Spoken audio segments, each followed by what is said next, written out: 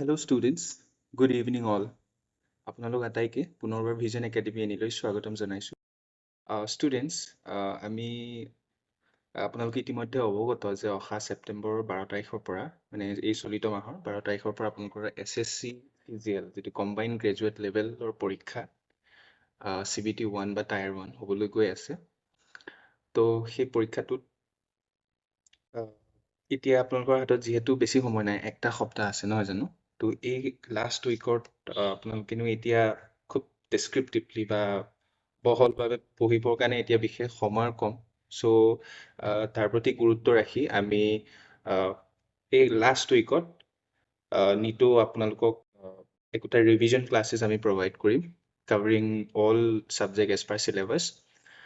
তো আজি আমি ফাৰ্ষ্ট আপোনালোকে জানে যে চিলেবাছ অনুসৰি তাত আপোনাৰ জেনেৰেল এৱাৰনেছৰ 25টা কুৱেশ্যন আহে আৰু ৰিজনিঙৰ 25টা, মেথছৰ 25টা আৰু ইংৰাজীৰ 25টা, টোটেল 100 মাৰ্কছৰ কুৱেশ্যন আপোনালোকে এটেণ্ড কৰিব লাগিব। তো তাৰ প্ৰতি লক্ষ্য ৰাখি আমি আপোনালোকৰ সুবিধাৰ্থে সেই লাষ্ট উইকত বাকী 7টা দিনত পাৰ ডে আপোনালোকক আমি যিমানখিনি পাৰোঁ ৰিভাইজ কেৱল ইয়াতে বহলকৈ আলোচনা কৰি ক্লাছেছ প্ৰভাইড কৰিবলৈ যিহেতু হাতত সময় নাই, সেইবাবে আপোনালোকক ৰিভাইজ ক্লাছ হিচাপে ৰিভিজন ক্লাছ হিচাপে আমি MCQ প্লাছ তাৰ প্ৰিচাইজ এক্সপ্লেনেশ্যন যিখিনিৰ লগতে আপোনালোকে চাব পাৰি গুৰুত্বপূৰ্ণ কিছুমান ডাটা তাকে কালেক্ট কৰি আপোনালোকলৈ আমি ক্লাছটো আগবঢ়াইছোঁ। আশা কৰোঁ ক্লাছটো আপোনালোকে চাই ভাল পাব আৰু ইয়াৰ পৰা কিছু হ'লেও আপোনালোকে নলেজ কালেক্ট কৰিব পাৰিব। চ' ষ্টুডেণ্টছ, আমি বিশেষ কথা নাপাতো, তো আজিৰ সেই প্ৰশ্নোত্তৰ শিতানলৈ আমি আগবাঢ়োঁ তেতিয়াহ'লে। চ' ষ্টুডেণ্টছ চাব ইয়াতে আজি ফাৰ্ষ্ট ক্লাছটো প্ৰথমটো কুৱেশ্যনত কি আছে, আমি জেনেৰেল এৱাৰনেছৰ ছেকশ্যনটোলৈকে প্ৰথম আহিছোঁ, জেনেৰেল এৱাৰনেছটো ছল্ভ কৰি লওঁ নহয় জানো, তাৰপিছত বাকীখিনি ছেকশ্যনলৈ আমি যাম। তো জেনেৰেল এৱাৰনেছৰ টোটেল 25টা কুৱেশ্যন আহিব এক্সামত। চ' আজি ফাৰ্ষ্ট কুৱেশ্যনটো চাওঁ কি দিয়া আছে। ফাৰ্ষ্ট কুৱেশ্যনটোত আপোনালোকৰ সুধিছে who is renewed এক্সপনেণ্ট of the বীণা। ঠিক আছে, মানে তলৰ কোনগৰাকী ব্যক্তি ভাৰতীয় বাদ্যযন্ত্ৰ বীণাৰ বিখ্যাত প্ৰতিনিধি। মানে বীণা এটা বাদ্যযন্ত্ৰ হয়, ভাৰতীয় বাদ্যযন্ত্ৰ। সেই বাদ্যযন্ত্ৰত বিখ্যাত প্ৰতিনিধিগৰাকী কোন হয় সুধিছে। এনেকুৱা ধৰণৰ কুৱেশ্যন খুবেই গুৰুত্বপূৰ্ণ হয়, SSCত খুব সোধে আপোনালোকক। চ' সেইখিনি মন দিব। অপশ্যন চাওঁ আমি, অপশ্যনত কি কি দিয়া আছে চাওকচোন। অপশ্যন এত দিয়া আছে পণ্ডিত ভীমসেন যোশী, কিশোৰ আমনকাৰ, তাৰপিছত দিয়া আছে দোৱাৰাম ভেংকটেস্বামী নাইডু আৰু পণ্ডিত ৰবিশংকৰ। তো ইয়াৰে কাৰেক্ট আনচাৰটো কোনটো হ'ব বাৰু students? Yes, correct answer will be the option C. Okay, option চিটো শুদ্ধ হয়, দোৱাৰাম ভেংকটস্বামী নাইডু। বুজি পাইছে? বাকীখিনি পণ্ডিত ভীমসেন যোশী, তাৰপিছত কিশোৰী আমনকাৰ, পণ্ডিত ৰবিশংকৰ, তেওঁলোকেও ভাৰতীয় বিভিন্ন ধৰণৰ শাস্ত্ৰীয় বাদ্যযন্ত্ৰ গীত মাতৰ লগত জড়িত হয়। চ' তেওঁলোকৰ বিষয়েও এক্সপ্লেনেশ্যনত দিছোঁ, প্ৰিচাইজলি দিছোঁ, আপোনালোকৰ সুবিধাৰ্থে সেইখিনিও চাই ল'ব। অ'কে, চাওঁচোন তেতিয়াহ'লে। ইয়াতে চাব, এক্সপ্লেনেশ্যন দিছোঁ যে বিখ্যাত ভাৰতীয় শাস্ত্ৰীয় কণ্ঠশিল্পী পণ্ডিত ভীমসেন যোশী হয়। পণ্ডিত ভীমসেন যোশী যি হয় তেওঁ বিখ্যাত ভাৰতীয় শাস্ত্ৰীয় কণ্ঠশিল্পী হয়। ঠিক তেনেদৰে কিশোৰী আমংকাৰ অলছো এগৰাকী বিখ্যাত ভাৰতীয় শাস্ত্ৰীয় কণ্ঠশিল্পী হয়। তাৰপিছতে ইতিমধ্যে আমি অপশ্যন চিত যিটো কাৰেক্ট আনচাৰ পাইছিলোঁ, তেওঁ হ'ল বীণাৰ বিখ্যাত প্ৰতিনিধি দোৱাৰাম ভেংকটস্বামী নাইডু, বা তেওঁক চিত্তি বাবু বুলিও জনা যায়। সেইটো মন দিব, তেওঁক চিত্তি বাবু বুলিও জনা যায়। অ'কে, নেক্সট পণ্ডিত ৰবিশংকৰ কি হয়? পণ্ডিত ৰবিশংকৰ ভাৰতীয় বিখ্যাত চিতাৰবাদক হয়। ঠিক আছে, এই এক্সপ্লেনেশ্যনখিনি আমি কুৱেশ্যনত যেনেকৈ মাল্টিপল চইচ হিচাপে আপোনালোকক অপশ্যন যিখিনি সুধিছোঁ তাৰে আনচাৰটো কোৱাৰ লগতে বাকীখিনি অপশ্যনত যিখিনি আছে সেইখিনিও গুৰুত্বপূৰ্ণ হয়, তেওঁলোককো মনত ৰাখিব। কুৱেশ্যন পেপাৰত তেওঁলোকৰ ওপৰতো সুধি দিব পাৰে আপোনালোকক। সেইকাৰণে সেই ব্যক্তিসকল কোনটো বিশেষ বাদ্যযন্ত্ৰ বা কিহত বিখ্যাত সেইটো মনত ৰখাটো দৰকাৰ। ঠিক আছে, তেতিয়াহ'লে আগবাঢ়োঁ আমি পৰৱৰ্তী কুৱেশ্যন নাম্বাৰ 2। নাম্বাৰ 2 কি দিয়া আছে চাওঁচোন। হোৱাট ইজ দ্য প্ৰাইমেৰী গ'ল অফ মানিটেৰী পলিচি? অৰ্থাৎ মুদ্ৰা নীতিৰ প্ৰধান লক্ষ্য কি হয়? হোৱাট ইজ দ্য প্ৰাইমেৰী গ'ল অফ মানিটেৰী পলিচি? দেখা পাইছে যে মুদ্ৰা নীতিৰ প্ৰধান লক্ষ্য কি হয়? অ'কে, তো অপশ্যন কি কি দিয়া আছে চাওঁ। অপশ্যন এত দিয়া আছে to increase government spending, to regulate international trade, to control inflation and stabilise the economy, to reduce taxation. ইয়াতে চাব, আপোনালোকক অসমীয়া আৰু ইংৰাজী দুয়োটা মাধ্যমতে দিছোঁ। যিসকল ছাত্ৰ ছাত্ৰীয়ে ইংৰাজীত অলপ দুৰ্বল বা ইমান বুজি নাপায় তেওঁলোকে অসমীয়াটো চাই ল'ব পাৰিব ঠিক আছে চাব চৰকাৰী ব্যয় বৃদ্ধি কৰিবলৈ বা আন্তঃৰাষ্ট্ৰীয় বাণিজ্য নিয়ন্ত্ৰণ কৰা মুদ্ৰাস্ফীতি নিয়ন্ত্ৰণ আৰু অৰ্থনীতি সুস্থিৰ কৰা কৰ হ্ৰাস কৰিবলৈ তো এই চাৰিটাৰ ভিতৰত মুদ্ৰা নীতিৰ প্ৰধান লক্ষ্য কি হয় primary goal of monetary policy yes students কোনটো হ'ব বাৰু yes option C is the correct answer মুদ্ৰাস্ফীতি নিয়ন্ত্ৰণ আৰু অৰ্থনীতি সুস্থিৰ কৰাটোৱেই হৈছে মুদ্ৰানীতি বা মনিটাৰী পলিচিৰ প্ৰাইমেৰী গোল প্ৰধান লক্ষ্য ঠিক আছে ইয়াৰ কাৰেক্ট আনচাৰটো হ'ল অপশ্যন চি ঠিক আছে তেতিয়াহ'লে আমি ইয়াৰ প্ৰিচাইজ এক্সপ্লেনেশ্যনৰ বিষয়ে অলপ চাওঁ তো ইয়াতে চাব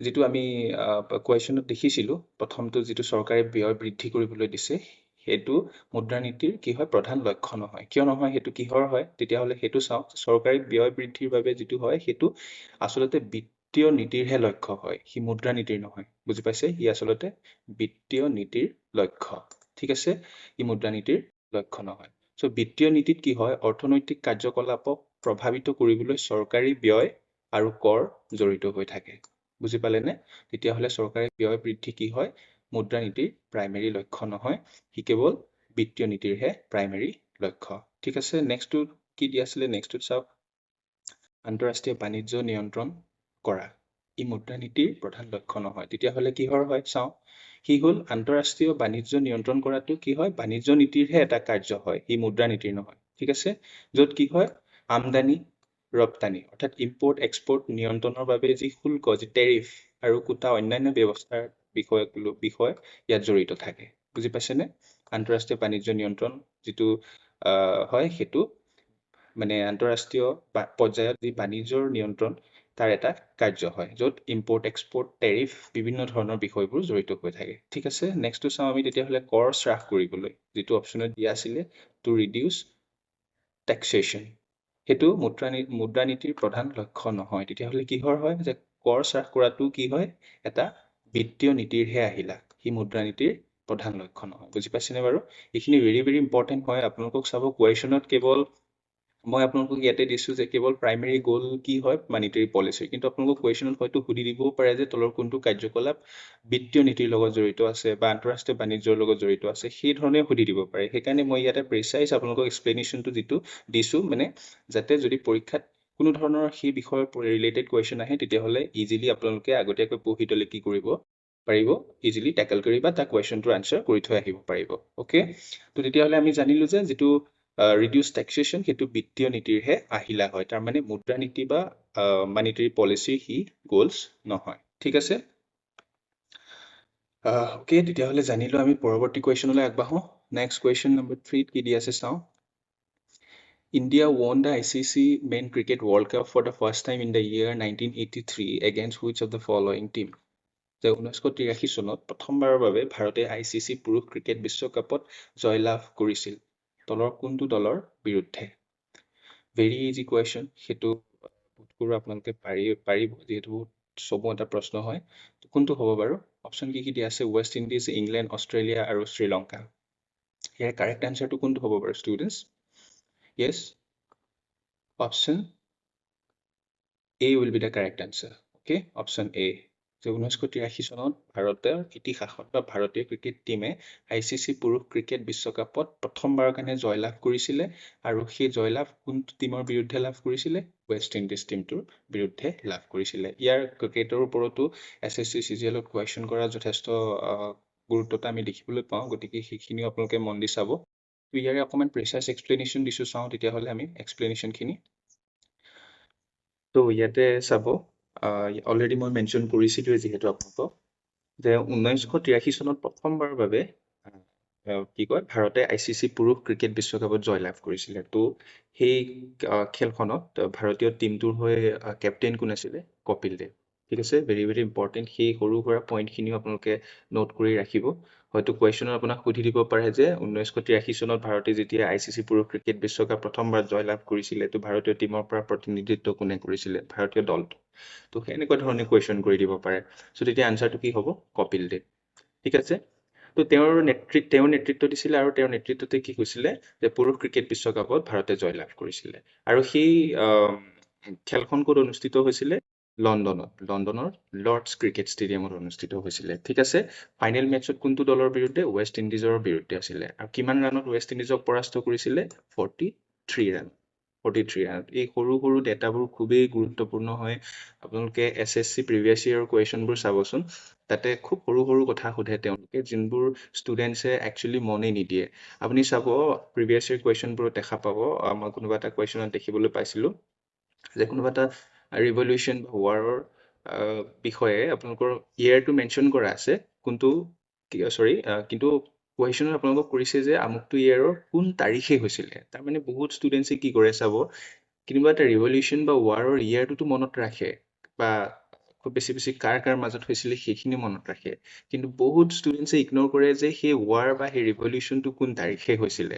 চ' সেইখিনি SSCৰ যিবোৰ কুৱেশ্যন পেপাৰ ছেট কৰা যিজন এক্সামিনাৰ বৰ্ড থাকে তেওঁলোকে ষ্টুডেণ্টছক বহুত তেনেকুৱা ধৰণৰ সৰু সুৰা বস্তুক লৈ পৰীক্ষা কৰে।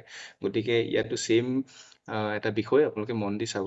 কপিল দেৱ, তাৰপিছত কোনটো টিমৰ বিৰুদ্ধে আছিলে, ৱেষ্ট ইণ্ডিজ কিমান ৰাণত পৰাস্ত কৰিছিলে, সেই গোটেইখিনি এণ্টায়াৰ বিষয়টোৰ কি হয়, সৰু সৰু একোটা টপিক। চ' সেইবোৰ ওপৰতো আপোনালোকক প্ৰিচাইচলি কুৱেশ্যন কৰি দিব পাৰে। গতিকে সেইখিনিও আপোনালোকে মন দিয়াটো প্ৰয়োজন। ঠিক আছে, ঠিক আছে, আমি আৰু অলপ জানো, মূল বিৱৰণখিনিৰ কথাও জানো, যে কোনটো চনত হৈছিলে সেইটো ইতিমধ্যে ক'লোৱেই যে 1983 চনত 1983 চনত হৈছিলে।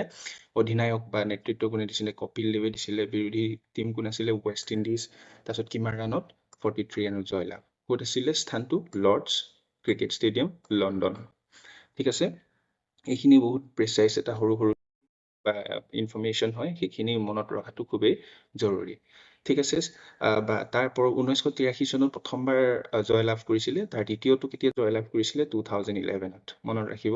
তাৰ ওপৰতো প্ৰথম বছৰৰ কথা নুসুধি আপোনালোকক ছেকেণ্ড ICC ক্ৰিকেট ৱৰ্ল্ড কাপৰ কথাও সুধি দিব পাৰে এক্সামত।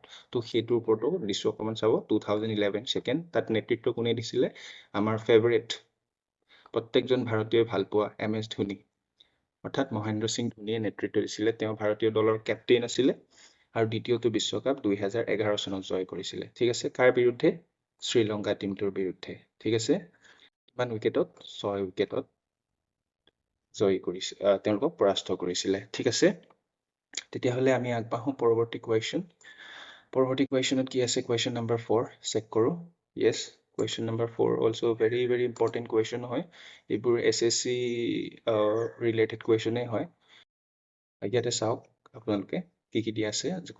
কুৱেশ্যন নম্বৰ 4ত কি দিয়া আছে যে Kathakali is a classical dance developed in the 17th century in Kerala is a blend of, যে কথাকলি হৈছে এক ধ্ৰুপদী নৃত্য যি ভাৰতীয় এখন অন্যতম ৰাজ্য কেৰালা, সেই কেৰালা ৰাজ্যত 17শ শতিকাতে বিকশিত হৈছিলে। তো সেই নৃত্যটো কিহৰ মিশ্ৰণ সুধিছে। ঠিক আছে, অপশ্যন চাওঁ আমি। অপশ্যনত দিয়া আছে dance, music, drama and literature. Next দিয়া আছে dance, economy and literature, dance, music and social service, music, literature, art and traditional exercise. এতিয়া আপোনালোকে চাব, ডান্স যিটো ধ্ৰুপদী নৃত্য হয়, সেই ধ্ৰুপদী নৃত্যতনো আকৌ ইকনমি, অৰ্থনীতি ক'ৰ পৰা আহিলে? নহয়নে? তেতিয়াহ'লে আমি সেইটো অপশ্যন হ'ব নোৱাৰে, তাক আমি এলিমিনেট কৰিলোঁ।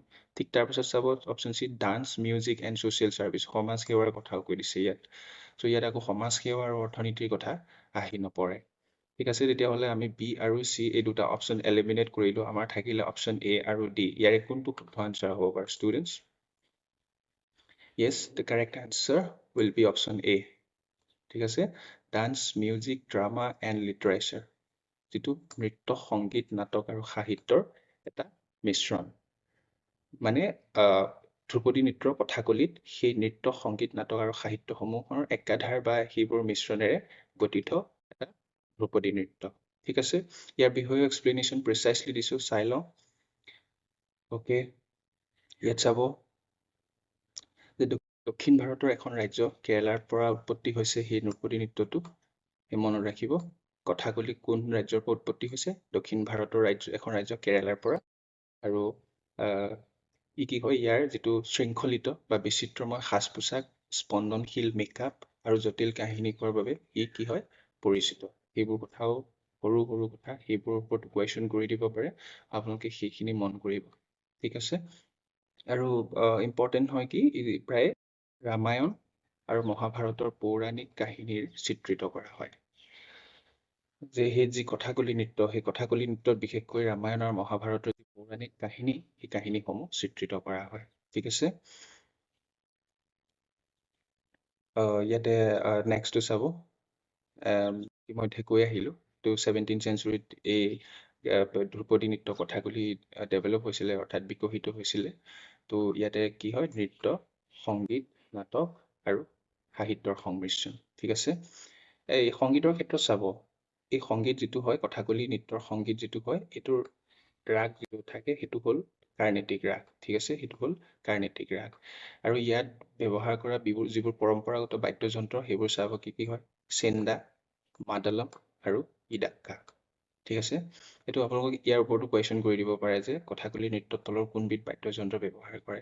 4টা অপশ্যন দি দিব, তাত বেলেগ বেলেগ অপশ্যন বাদ্যযন্ত্ৰৰ নাম দিব, ইয়াৰ কোনোবা এটা দি দিব। ত' তেতিয়া আপুনি এতিয়াই যদি সেইখিনি জানি থয়, তেতিয়াহ'লে কুৱেশ্যনটোত ইজিলি কৰিব পৰা হ'ব। ঠিক আছে। ঠিক আছে, আমি তেতিয়াহ'লে নেক্সট কুৱেশ্যনলৈ আগবাঢ়োঁ। কুৱেশ্যন নম্বৰ 5 কি দিয়া আছে চাওঁ। কুৱেশ্যন নম্বৰ 5ত আমাক দিয়া আছে যে which mountain range runs along the border between India and Nepal? যে ভাৰত আৰু নেপালৰ সীমান্তত কোনখন পৰ্বতমালা আছে? অপশ্যনত কি দিয়া আছে চাব, হিমালয়া ৰেঞ্জ দিয়া আছে, কাৰাকোৰম ৰেঞ্জ দিয়া আছে, টিয়ানচান ৰেঞ্জ দিয়া আছে আৰু পামিৰ মাউণ্টেইনছ দিয়া আছে। তো ইয়াৰে কাৰেক্ট আনচাৰটো কোনটো হ'ব বাৰু ষ্টুডেণ্টছ? য়েছ, ধৰিব পাৰিছে চাগে। ইজি আনচাৰ হয়, হিমালয়ান ৰেঞ্জত আছে। বুজি পাইছে যে ভাৰত আৰু নেপালৰ সীমান্তত তলৰ কোনটো আছে? হিমালয়ান ৰেঞ্জ আছে।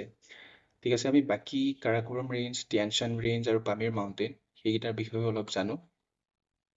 চাব দেই, ইতিমধ্যে আমি গম পালোঁ যে ভাৰত আৰু নেপালৰ মাজত কি আছে? হিমালয়ান ৰেঞ্জ আছে। বাকী টিয়ানচান ৰেঞ্জ যিটো হয়, এইটো চাব, যিটো টিয়ানচান ৰেঞ্জ হয়, সেইবোৰো গুৰুত্বপূৰ্ণ হয়। সেইটো ক'ত আছে? মধ্য এছিয়াত অৱস্থিত হয়। কাৰ মাজত আছে? এইটো প্ৰধানকৈ চীন বা চাইনা, কাজাখস্তান আৰু কিৰ্গিস্তান, এই তিনিওখন দেশৰ মাজত এই টিয়ানচান ৰেঞ্জ পৰ্বতমালা সেইটো আছে। ঠিক আছে, গুৰুত্বপূৰ্ণ হয়। ইণ্টাৰনেশ্যনেল জিঅ'গ্ৰাফিৰ ওপৰত যদি কুৱেশ্যন কৰি দিয়ে, ইয়াৰ ওপৰতো কুৱেশ্যন কৰিব পাৰে, গতিকে অলপ মন দিব। নেক্সটটো চাব পামিৰ পৰ্বতমালা। পামিৰ পৰ্বতমালাটো ক'ত আছে? ই মিডল এছিয়াত আছে, মধ্য এছিয়াত আছে। ঠিক আছে, মূলতঃ কোনকেইখন দেশৰ মাজত আছে? তাজিকিস্তান, কিৰ্গিস্তান, আফগানিস্তান আৰু পাকিস্তান, এই 4খন দেশৰ মাজত পামিৰ পৰ্বতমালা বা পামিৰ মালভূমি আছে। ঠিক আছে, ক'ত আছে? মধ্য এছিয়া, মিডল এছিয়াত আছে। অলৰাইট, আগবাঢ়ো তেতিয়াহ'লে পৰৱৰ্তী কুৱেশ্যন নম্বৰ 6। কুৱেশ্যন নম্বৰ 6ত আমাক কি দিয়া আছে চাওঁ। ইয়াত দিয়া আছে যে which among the following is one of the largest banks in India and has played a significant role in the country's financial landscape? এইটো one of the most important topic also'. ইয়াতে মই আপোনালোকক চাব, এই মাল্টিপল চইচ টাইপৰ কুৱেশ্যনবোৰ আপোনালোকক দিছোঁ হয়, কিন্তু ইয়াত আপোনালোকে এটা কথা মন কৰিব, এটা কনচেপ্ট আছে। আপোনালোকে ইয়াত কোনোবা এটা পাৰ্টিকুলাৰ কুৱেশ্যন মই ইয়াত মেনশ্যন কৰিছোঁ, আৰু সেই কুৱেশ্যনটোৱে এজ ইট ইজ আপোনালোকৰ কুৱেশ্যন পেপাৰত ৰিফ্লেক্ট হ'ব, সেইটো ক'ব নোৱাৰি, নহয় জানো? কিন্তু এই কুৱেশ্যনবোৰৰ পৰা আপোনালোকে কি কৰিব, প্ৰেচাইজ মই এক্সপ্লেনেশ্যন দিছোঁ, তাৰ পৰাও মানে এডিশ্যনেল ডাটা লাভ কৰিছে, কিন্তু মেইন কনচেপ্টটো কি হয় যে কুৱেশ্যনবোৰ চাই একচুৱেলি কোনবোৰ বিষয়ৰ ওপৰত বিশেষকৈ গুৰুত্ব প্ৰদান কৰি তেওঁলোকে কুৱেশ্যন পেপাৰটো ছেট কৰে। তো সেই পেটাৰ্ণটো বা সেই আইডিয়াটো আপোনালোকে পাব পাৰিব। ঠিক আছে, স্পেচিয়েলি যি বেংকৰ ওপৰতো SSC CGL-ৰ খুব মানে এটা ফেভাৰেট টপিক হয়। বেংকৰ ওপৰত তেওঁলোকে কুৱেশ্যন কৰে। SSC CGL বা CHSL-ৰ প্ৰিভিয়াছ ইয়াৰ কুৱেশ্যন পেপাৰবোৰতো আপোনালোকে চাব, ৰিজাৰ্ভ বেংকৰ ওপৰত কেতিয়া এষ্টাব্লিছ হৈছিলে, কি হৈছিলে, এনেকুৱা ধৰণৰ বিভিন্ন ধৰণৰ কুৱেশ্যন কৰে। চ' সেই টপিকটো তেওঁলোকৰ ফেভাৰেট হয়। তো বেংকৰ ওপৰত তেওঁলোকে কুৱেশ্যন আপোনালোকক কৰিব পাৰে, গতিকে সেইটো গুৰুত্বপূৰ্ণ। ঠিক আছে, এই কুৱেশ্যনটো আনচাৰ চাওঁ আমি, যে কি সুধিছে যে তলৰ কোনটো বেংক ভাৰতৰ অন্যতম বৃহৎ বেংক আৰু দেশৰ বিত্তীয় পৰিৱেশত উল্লেখযোগ্য ভূমিকা পালন কৰিছে? তো ইয়াৰে কাৰেক্ট আনচাৰটো কোনটো হ'ব students? Yes, option D correct answer. Option D হয় State Bank of India. State Bank of ইণ্ডিয়াই কি কৰিছে? এটা ৰাজহুৱা খণ্ডৰ বৃহৎ বেংক হয়, আৰু সেই বেংকে কি কৰিছে? দেশৰ বিত্তীয় পৰিৱেশত বা দেশখনৰ যি ফাইনেন্সিয়েল কণ্ডিশ্যন বা যিটো ফাইনেন্সিয়েল এনভাইৰনমেণ্ট বা ইকনমিত ৰাজহুৱা খণ্ডৰ ফালৰ পৰা তেওঁ গুৰুত্বপূৰ্ণ ভূমিকা বা উল্লেখযোগ্য ভূমিকা পালন কৰিছে। ঠিক আছে, ঠিক তেনেদৰে বাকীবোৰ বেংকেও পালন কৰিছে, কিন্তু যিবোৰ বৃহত্তমভাৱে মাৰ্কেট কেপিটেলাইজ যিটো বজাৰ মূলধনৰ ক্ষেত্ৰত যিবোৰ বেংকে বিশেষ অৰিহণা যোগায় সেই বেংকসমূহৰ ভিতৰত ষ্টেট বেংক যিটো হয় ই এটা অন্যতম গুৰুত্বপূৰ্ণ সেই বাকীখিনি বেংকতকৈ ঠিক আছে ইয়াৰে আমি চমু এক্সপ্লেনেশ্যন চাওঁ তেতিয়াহ'লে এক্সপ্লেনেশ্যনত অলপ মই ভালকৈ দিছোঁ আপোনালোকে ইয়াত চালে বহুত ভালকৈ বুজি পাব ইয়াতে চাব ভাৰতৰ ষ্টেট বেংক যিটো SBI হয় ভাৰতৰ এটা কি হয় সৰ্ববৃহৎ ৰাজহুৱা খণ্ডৰ এটা বেংক হয় ঠিক আছে যাৰ সম্পত্তিৰ হিচাপত 23% বজাৰ অংশীদাৰিত্ব উল্লেখযোগ্য যে এই যি SBI হয় SBI ভাৰতৰ ইতিমধ্যে মই ক'লোৱেই সৰ্ববৃহৎ ৰাজহুৱা খণ্ডৰ বেংক হয় ঠিক আছে সেই বেংকৰ যি সম্পত্তি আছে তেওঁ বজাৰ অংশীদাৰিত্ব যিটো মাৰ্কেট কেপিটেলাইজ যে ভাৰতীয় বজাৰত তাৰ অংশীদাৰিত্ব বা তাৰ বেংকৰ নিজস্ব সম্পত্তি কিমান আছে 23% আছে বুজি পাইছে ঠিক তেনেদৰে চাব তাৰ বজাৰ যিটো মূলধন মাৰ্কেট কেপিটেল SBIৰ বজাৰ মূলধন কিমান আছে 7.40 লাখ কোটি টকা ঠিক আছে বজাৰ মূলধন অনুসৰি সি কি হয় ভাৰতৰ শীৰ্ষ 10টা বেংকৰ ভিতৰত তৃতীয় স্থানত আছে আটাইতকৈ গুৰুত্বপূৰ্ণ আপোনালোকক সুধি দিব পাৰে কুৱেশ্যনত যে ৰাজহুৱা ছেক্টৰ বা ৰাজহুৱা খণ্ডৰ সৰ্ববৃহৎ অন্যতম এটা বেংক ষ্টেট বেংক তেওঁ শীৰ্ষ 10টা বেংকৰ ভিতৰত কোনটো স্থানত আছে বজাৰ মূলধন অনুসৰি এনেকুৱা ধৰণৰ কুৱেশ্যন কৰি দিব পাৰে মনত ৰাখিব শীৰ্ষ 10টা বেংক আছে আমি তলত দিছোঁ আপোনালোকে পাব শীৰ্ষ 10টা বেংকৰ নাম মেনশ্যন কৰিছোঁ মই তাৰে তৃতীয় স্থানত আছে state Bank of India very very important ঠিক আছে নেক্সট পইণ্টটো দিছোঁ চাব শাখা আৰু ATM SBIৰ সমগ্ৰ দেশত টোটেল 22,740টাতকৈও অধিক শাখা বা ব্ৰাঞ্চ আছে ঠিক আছে আৰু কি আছে 63,580টা ATMৰ বিস্তৃত নেটৱৰ্ক আছে সমগ্ৰ দেশত কিমান আছে 22,740টা ব্ৰাঞ্চ আছে 63,580টা ATMৰ বিস্তৃত নেটৱৰ্ক আছে ঠিক আছে এইবোৰ সৰু সৰু ডাটা কিন্তু গুৰুত্বপূৰ্ণ হয় SSCৰ চিলেবাছে বা SSCৰ কুৱেশ্যন পেপাৰ ছেট কৰা এক্সামিনাৰ বোৰ্ড যি থাকে তেওঁলোকে সেইখিনি বিষয়বস্তুৰ ওপৰত যথেষ্ট গুৰুত্ব আৰোপ কৰে তো ইয়াৰ ওপৰতো কুৱেশ্যন আপোনালোকক কৰি দিব পাৰে ঠিক আছে নেক্সটটো চাব বিশ্বব্যাপী উপস্থিত সেই পইণ্টটো চাব বিশ্বব্যাপী উপস্থিতি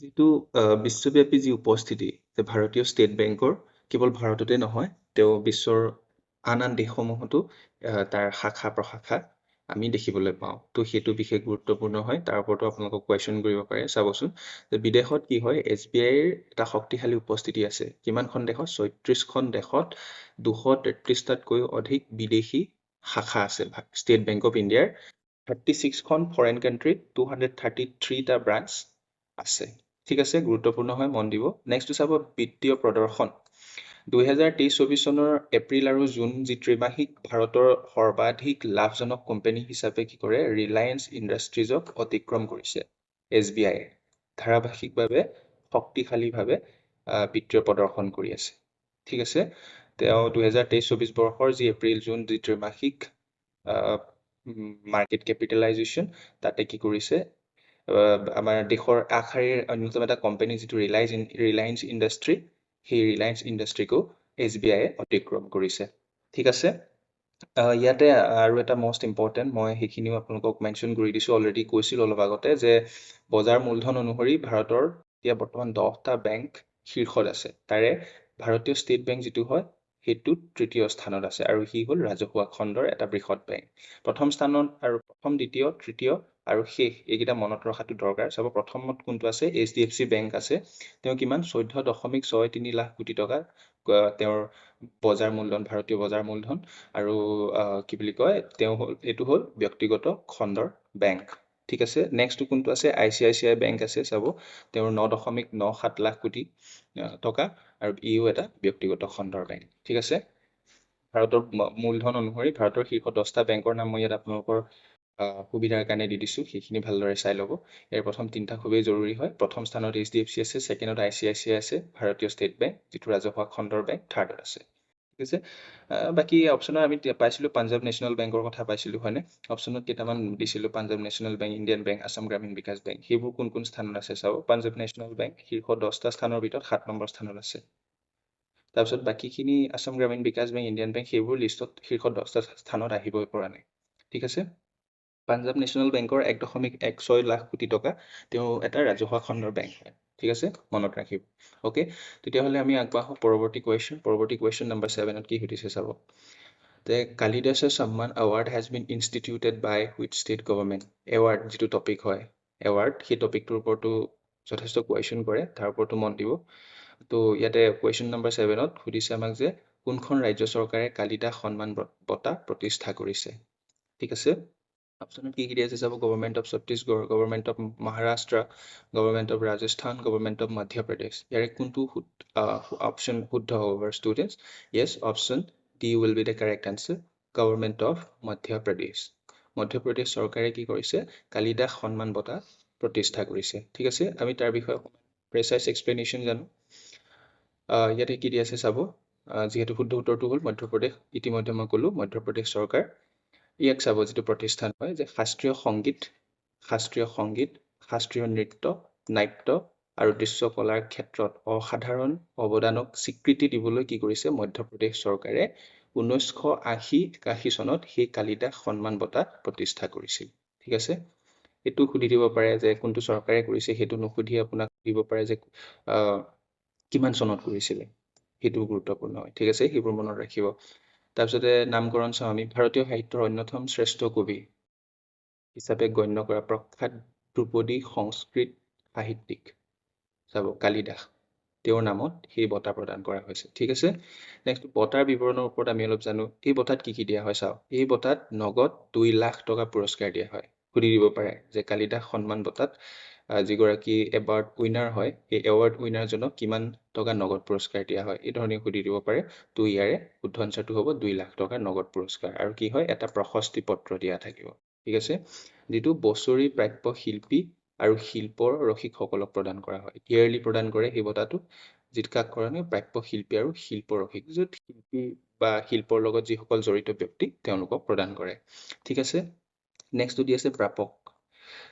ইয়াতে কেতিয়ালৈকে কোনে কোনে পালে কেইটামানৰ নাম মই মেনশ্যন কৰিছোঁ এইখিনি চাই ল'ব উল্লেখযোগ্য প্ৰাপকসকলৰ ভিতৰত কৈছে শ্যামাংগুডি শ্ৰীনিবাস আয়াৰ হয় এজন মল্লিকাৰ্জুন মনসুৰ আন এজন পন্থ ভেংকটেশ কুমাৰ আৰু সোণাল মানসিং ঠিক আছে এইখিনি গুৰুত্বপূৰ্ণ ব্যক্তি হয় এই ব্যক্তিকেইজন ভাৰতীয় শাস্ত্ৰীয় সংগীত নৃত্য গীত বাদ্যসমূহৰ লগত জড়িত থকা একজন ব্যক্তি হয় সো এইবিলাক খুবেই গুৰুত্বপূৰ্ণ হয় ঠিক আছে আমি আগবাঢ়ো তেতিয়াহ'লে moving forward to the next question number 8 question number 8ত আমাক কি সুধিছে চাওক ইন নাট্য শাস্ত্ৰ Bharatmuni has clubbed musical instruments into how many groups?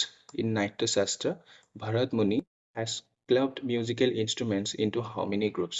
খুবেই গুৰুত্বপূৰ্ণ হয় নাট্য শাস্ত্ৰত ভৰতমুনিয়ে বাদ্যযন্ত্ৰসমূহক সংগবদ্ধ কৰি কিমানটা গোটত ভাগ কৰিছে ইয়াৰ আনসাৰ কোনটো হ'ব বাৰু students yes option C is the correct answer 4 যে নাট্যশাস্ত্ৰক যিখন ভৰতমুনিৰ দ্বাৰা ৰচনা কৰা নাট্যশাস্ত্ৰ হওক সেই নাট্যশাস্ত্ৰত ভৰতমুনিয়ে কি কৰিছে যিমানবোৰ বাদ্যযন্ত্ৰ আছে সেই বাদ্যযন্ত্ৰসমূহক সংগবদ্ধ কৰি সৰ্বমুঠ 4টা গোটত তেওঁ বিভাজিত কৰিছে তো সেইকেইটা কি হয় আমি এক্সপ্লেনেশ্যনত চাওঁ খুবেই গুৰুত্বপূৰ্ণ হয় মন দি চাব আপোনালোকে চাব শ্ৰেণী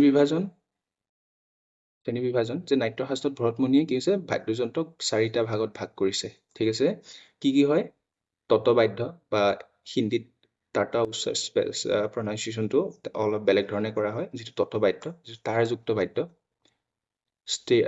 ষ্ট্ৰিং ইনষ্ট্ৰুমেণ্টছ ইংৰাজীত কোৱা হয় তত্ত্ববাদ্য যিটো তাৰযুক্ত বাদ্য হয় তাৰপিছত অনবাদ্য যিটো হ'ল আপোনাৰ পাৰ্কাছন ইনষ্ট্ৰুমেণ্টছ উইথ মেম্বাৰেঞ্চ যিটো পৰ্দাত আঘাত কৰিলে শব্দ উৎপন্ন কৰা যিবোৰ বাদ্যযন্ত্ৰ হয় সেই বাদ্যযন্ত্ৰসমূহক বাদ্যযন্ত্ৰত তেওঁ বিভাজন কৰিছে 3 নম্বৰটো চাব ঘন বাদ্য যিটো কঠিন বাদ্যযন্ত্ৰ মানে ইটোৱে সিটোৰ ওপৰত আঘাত কৰিলে শব্দ উৎপন্ন কৰা হয় বুজি পাইছেনে যিবোৰ কঠিন বাদ্যযন্ত্ৰ সেই বাদ্যযন্ত্ৰসমূহক তেওঁ কি ঘন বাদ্যৰ নামত বিভাজিত কৰিছে আৰু চতুৰ্থটো কি হৈছে সুশীৰ বাদ্যযন্ত্ৰ বা সুশীৰা ঠিক আছে যিটো বতাহৰ বাদ্যযন্ত্ৰ এনে বাদ্যযন্ত্ৰবোৰ কি হয় বায়ুৰ মাজেৰে উৰুৱাই দিলে শব্দ উৎপন্ন হয় ইয়াৰে এটা উদাহৰণ ক'বলৈ গ'লে আমাৰ বাঁহী হয়নে বাঁহী যিটো সুশীৰ আৰু বায়ুৰ দ্বাৰা তাৰ সেই শব্দ উৎপন্ন হয় তো এই 4টা ভাগত ভৰতমুনিয়ে নাট্যশাস্ত্ৰত কি কৰিছে বাদ্যযন্ত্ৰসমূহক ভাগ কৰিছে খুবেই গুৰুত্বপূৰ্ণ হয় সেই বিষয়টো আপোনালোকে ভালকে মন দিব ঠিক আছে আগবাঢ়ো তেতিয়াহ'লে আমি moving forward to the next question number 9 number 9ত আমাক কি সুধিছে চাওঁ কুৱেশ্যন নম্বৰ 9ত সুধিছে the Indian dance form Manipuri mostly portrays dance based on যে ভাৰতীয় নৃত্য ৰূপ মণিপুৰীত বেছিভাগ বিষয়বস্তু কিহৰ আধাৰত চিত্ৰিত কৰা হৈছে সুধিছে। সেইটো আপোনালোকে জানেই, নৃত্যশৈলী, বিভিন্ন নৃত্য, বিভিন্ন ৰাজ্যৰ ফেষ্টিভেলছ, ডান্সেছ আৰু তেওঁলোকৰ পৰম্পৰাগত বিভিন্ন ধৰণৰ তেনেকুৱা উৎসৱ, এইবোৰৰ ওপৰতো কুৱেশ্যন 100% আহিব। মন দিব, এই গোটেইখিনি কুৱেশ্যন আপোনালোকে ৰিভাইজ কৰি যাব যিমানবোৰ পঢ়িলে আজিলৈকে। চ' ইয়াৰ ওপৰতো গুৰুত্বপূৰ্ণ হয়। মই সেই কুৱেশ্যনবোৰ চাওক, এজ ইট ইজ এনেকেই আহিব বুলি মই আপোনালোকক গেৰাণ্টি দি ক'ব নোৱাৰোঁ, কাৰণ জেনেৰেল এৱাৰনেছ বা সাধাৰণ জ্ঞানৰ যি বিষয়, সেই বিষয়টো বহুত তাৰ পৰিসৰটো বহল আৰু ক'ব নোৱাৰি কোনটো কুৱেশ্যন কেনেদৰে দিব। বাট মই ইয়াৰ পৰা আপোনালোকক এটাই আইডিয়া দিব বিচাৰিছোঁ যে কোনবোৰ বিষয়ৰ ওপৰত আপোনালোকক কুৱেশ্যন কৰিব পাৰে আৰু সেই বিষয়বোৰৰ ওপৰত আপোনালোকে অলপ বহলকৈ চোৱাটো বা পঢ়াটো জৰুৰী। ঠিক আছে? তো ইয়াতে চাব, ভাৰতীয় নৃত্যৰূপ মণিপুৰীত বেছিভাগ বিষয়বস্তু কিহৰ আধাৰত চিত্ৰিত কৰা হৈছে সুধিছে। অপশ্যন কি দিয়া আছে? Krishna Gopi, lord Brahma, lord Shiva, lord Vishnu. অৰ্থাৎ কৃষ্ণ গোপীৰ বিষয়ে দিছে নে ভগৱান ব্ৰহ্মা, ভগৱান শিৱ আৰু ভগৱান বিষ্ণু। ইয়াৰে কাৰেক্ট আনচাৰটো কোনটো হ'ব? Yes, option A will be the correct answer, Krishna Gopi. যে ভাৰতীয় ধ্ৰুপদী নৃত্যৰ অন্যতম এটা নৃত্য হৈছে মণিপুৰী নৃত্য, আপোনালোকে জানে।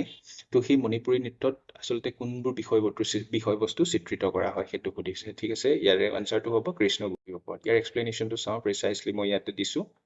চাব, ইয়াতে দিয়া আছে কৃষ্ণ গোপী। ঠিক আছে, ইয়াৰ বিষয়বস্তু কি হয় যে মণিপুৰী নৃত্য ইয়াৰ মাৰ্জিত গীত, ইয়াৰ মাৰ্জিত গীতিময় গতিৰ বাবে জনাজাত। ঠিক আছে, ইয়াত কি হয়, প্ৰায় ৰাধা আৰু কৃষ্ণৰ পৌৰাণিক কাহিনী চিত্ৰিত কৰা হয়।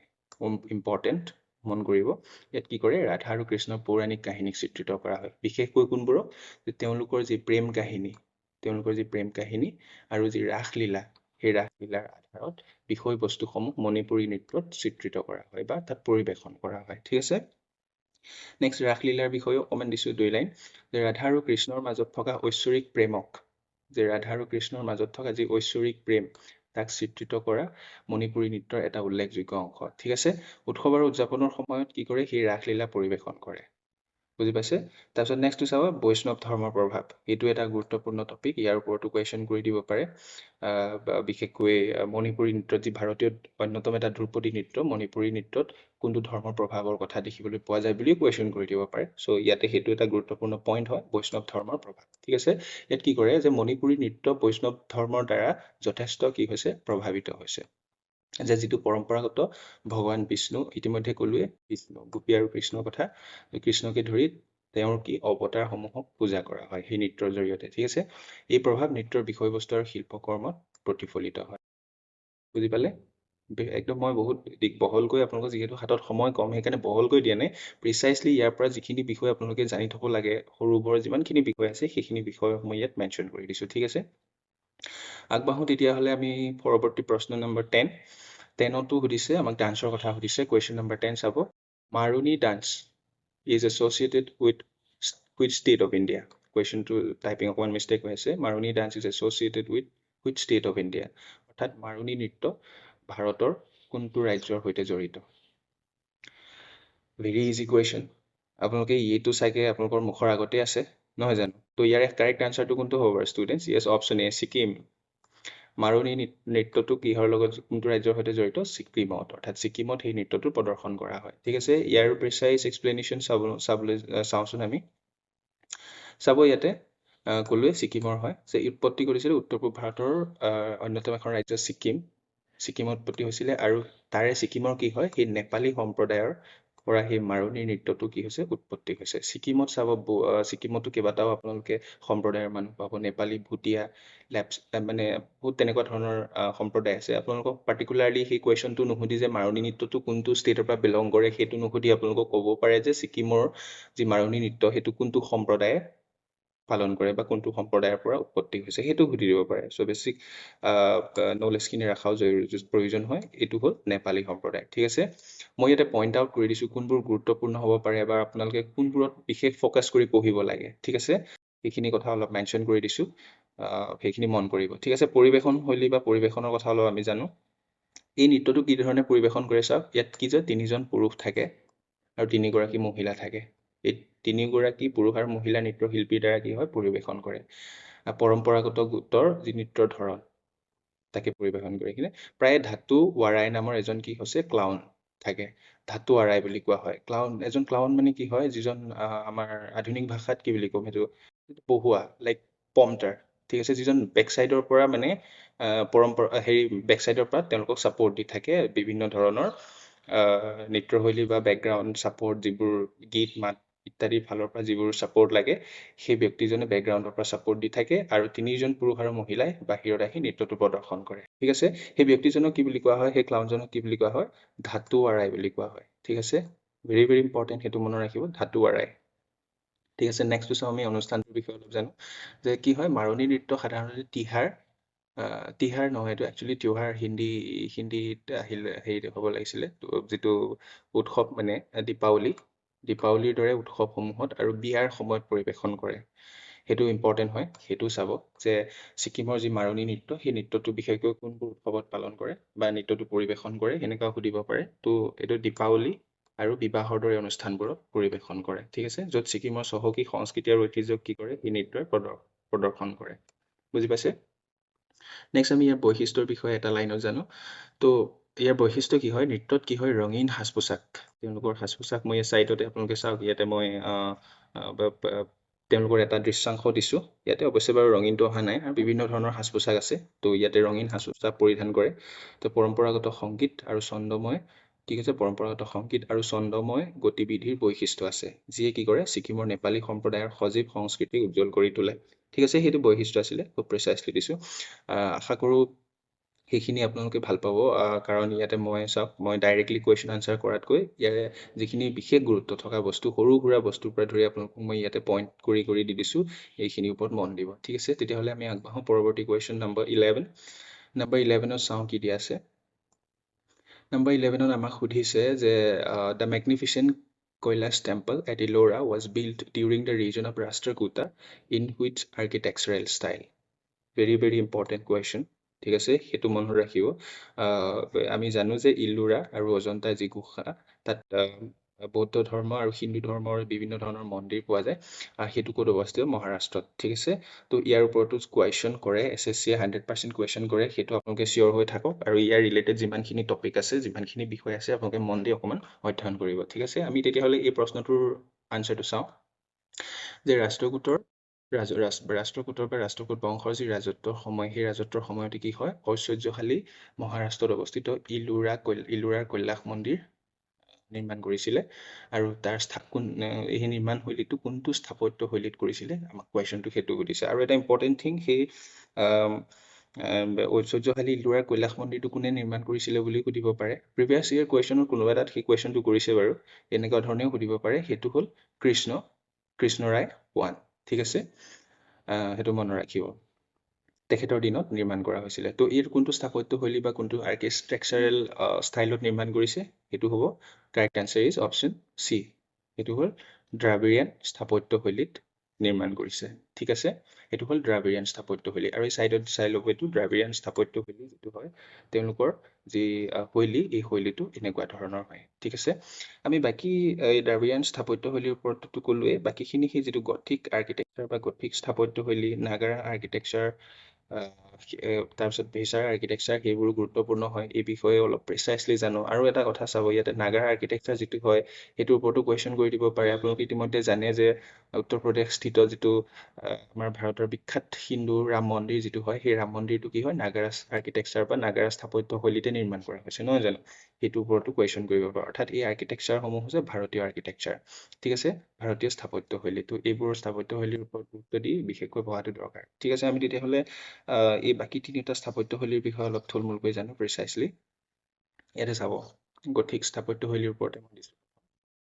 বৈশিষ্ট্য কি হয়, গথিক স্থাপত্য শৈলীটো দ্বাদশ শতিকাৰ সময়ছোৱাত ক'ত উৎপত্তি হৈছিলে, ইউৰোপত। মন দিব, ইউৰোপত হৈছিলে, এইটো ভাৰতীয় স্থাপত্য শৈলী, ঠিক আছে। গথিক স্থাপত্য শৈলীটো বা আৰ্কিটেকচাৰেল ষ্টাইলটো হ'ল ইউৰোপৰ হয়, ঠিক আছে, মনত ৰাখিব। ইয়াৰ বৈশিষ্ট্যবোৰ কি হয়, নোমযুক্ত তোৰণ থাকে আৰু ৰিবযুক্ত ভোল থাকে, উৰণত বাকৰেজ থাকে, ঠিক আছে। নেক্সট আমি নাগাৰা স্থাপত্য শৈলীৰ বিষয়ে অলপ জানো। ইতিমধ্যে ক'লোৱেই যে ভাৰতীয় বিখ্যাত হিন্দু মন্দিৰ যিটো ৰাম মন্দিৰ উত্তৰ প্ৰদেশত অৱস্থিত, সেই ৰাম মন্দিৰ নাগাৰা স্থাপত্য শৈলীত বা নাগাৰা আৰ্কিটেকচাৰেল ষ্টাইলত নিৰ্মাণ কৰিছে, নহয় জানো? সেই বিষয়ে অলপ জনাজান, কাৰণ সেইটো ভাৰতীয় স্থাপত্য শৈলী হয়। এইটো স্থাপত্য শৈলী ক'ত হৈছিলে? উত্তৰ ভাৰতৰ উৎপত্তি হৈছিলে, আমাৰ নৰ্থ ইণ্ডিয়াত হৈছিলে, ঠিক আছে? হিন্দু মন্দিৰ স্থাপত্যৰ এক শৈলী হয় এইটো, ঠিক আছে? নাগাৰা শৈলীটো আমাৰ বিশেষকৈ হিন্দু মন্দিৰবোৰত পোৱা যায়, যাৰ বৈশিষ্ট্য হৈছে বক্ৰৰেখা শিখা টাৱাৰৰ দৰে আৰু জটিল খোদিত। এইবোৰ মনত ৰাখিব, সৰু সৰু কথা কিন্তু ইম্পৰ্টেণ্ট। অলৰাইট, নেক্সট চাওঁ তেতিয়াহ'লে দ্ৰাবিড় স্থাপত্যৰ বিষয়ে অলপ জানো। দ্ৰাবিড় স্থাপত্য, ইয়াৰ বৈশিষ্ট্য অলপ জানো। দ্ৰাবিড় যিটো হয় সেইটো আমি জানো অলৰেডি, এইটো দক্ষিণ ভাৰতত উৎপত্তি হোৱা এটা শৈলী, যিহেতু অলৰেডি আমি পঢ়ি আহিলোঁ যে কৈলাশ যিটো মন্দিৰ ইলোৰাৰ, সেইটো দ্ৰাবিড় স্থাপত্য শৈলী নিৰ্মাণ কৰা হৈছে। চ' এইটো দক্ষিণ ভাৰতৰ, ঠিক আছে? আৰু সেইটো হিন্দু মন্দিৰ স্থাপত্য হয়, মনত ৰাখিব। তো এইখিনি বৈশিষ্ট্য পিৰামিড আকৃতিৰ হয়। ইতিমধ্যে মই ফটো ইয়াত দেখাইছিলোঁ, দেখিছেনে বাৰু? এইবোৰ পিৰামিড আকৃতিৰ হয়, ঠিক আছে? আৰু চাব, তাৰপিছতে তাত যিবোৰ খোদিত থাকে শিল্পকৰ্ম, এইবোৰ জটিল হয়, ঠিক আছে? তাৰপিছত যাব দ্ৰাবিড় মন্দিৰ প্ৰায় এটা বৃহৎ মানে টাৱাৰৰ দৰে হয়। ইয়াতে আপোনালোকে দেখিবলৈ পাইছে এটা বৃহৎ টাৱাৰৰ দৰে হয়, দেখিবলৈ পাইছে, তেনেকুৱা হয়। তাৰপিছতে এটা মণ্ডপ থাকে, ঠিক আছে?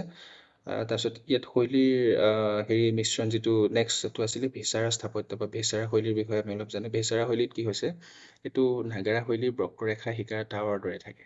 আৰু দ্ৰাবিড় শৈলীৰ আকৃতিৰ মানে পিৰামিড আকৃতিৰ দৰে থাকে, সেই যিটো ভেছাৰা শৈলী, সেইটো সেই একে ধৰণৰ শৈলী হয়, ঠিক আছে? এইকেইটা আছিলে ভাৰতীয় শৈলী, ভাৰতীয় স্থাপত্য শৈলী, কিন্তু এই গথিক যিটো স্থাপত্য শৈলী সেইটো হ'ল ইউৰোপৰ, সেইটো ভাৰতীয় স্থাপত্য শৈলী নহয়, ঠিক আছে? ইম্পৰ্টেণ্ট আছিলে, মন দিব। আমি তেতিয়াহ'লে আগবাঢ়ো পৰৱৰ্তী কুৱেশ্যন নম্বৰ 12। আমাক কুৱেশ্যন নম্বৰ 12ত কি সুধিছে চাওঁ। কুৱেশ্যন নম্বৰ 12ত সুধিছে, what is the primary role of rhizobium in soil? ছায়েন্সৰ কুৱেশ্যন আহিছে, আৰু এটা ইম্পৰ্টেণ্ট টপিক, আপোনালোকে চাব ছায়েন্সৰ ওপৰত। ছায়েন্সৰ এটা দুটা এনেকুৱা ধৰণৰ কুৱেশ্যন কৰিবই যিহেতু, ঠিক আছে? ছায়েন্সৰ কুৱেশ্যন কৰিবই 100%। ইয়াতে সুধিছে যে মাটিত ৰাইজোবিয়ামৰ প্ৰাথমিক ভূমিকা কি সুধিছে। যিটো মাটি হয় খেতিৰ বাবে, বা যি মাটি, তাত ৰাইজোবিয়াম যিটো হয় তাৰ প্ৰাথমিক ভূমিকা কি সুধিছে। তো অপশ্যনত আমাক কি দিছে চাওকচোন। টু চলিবিলাইজ ফচফৰাছ, যিটো ফচফৰাছৰ দ্ৰৱীভূত, মানে ফচফৰাছ দ্ৰৱীভূত কৰিবলৈ ব্যৱহাৰ কৰে নেকি ৰাইজোবিয়ামে, সেইটো কৈ আছে। তাৰপিছত টু ফিক্স এটমস্ফিয়াৰিক নাইট্ৰজেন, বায়ুমণ্ডলীয় নাইট্ৰজেন ঠিক কৰিবলৈ, আৰু টু ডিগ্ৰেড অৰ্গেনিক মেটাৰ, জৈৱিক পদাৰ্থৰ অৱক্ষয় কৰিবলৈ, আৰু টু কণ্ট্ৰল পেষ্ট, কীট পতংগ নিয়ন্ত্ৰণ কৰিবলৈ। তো ইয়াৰে কাৰেক্ট আনচাৰটো কোনটো হ'ব students? Yes, option B will be the correct answer. Option B হয় ইয়াৰে। অপশ্যন বিটো কি হয়, যে বায়ুমণ্ডলীয় নাইট্ৰজেন ঠিক কৰিবৰ কাৰণে, ঠিক কৰাটোৱে হৈছে কি, মানে ৰাইবজিয়ামৰ প্ৰাথমিক ভূমিকা, ঠিক আছে? ইয়াৰে মই এক্সপ্লেনেশ্যন দিছোঁ, প্ৰিচাইজলি চাওঁ।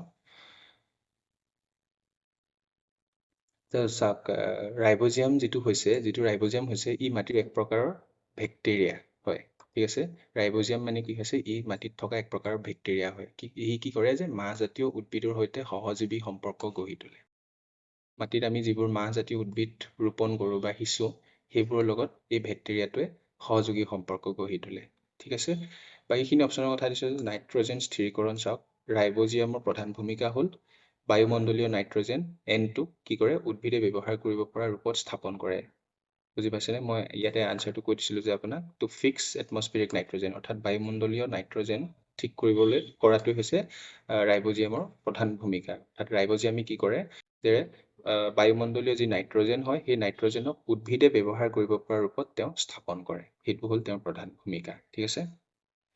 বাকীবোৰ অপশ্যনৰ কথা দিছোঁ চাওক, নাইট্ৰজেনৰ স্থিৰতাৰ গুৰুত্ব, তাৰপিছতে সহজীৱী সম্পৰ্ক, সেইবোৰ আপোনালোকে ভালকৈ চাই ল'ব, ঠিক আছে?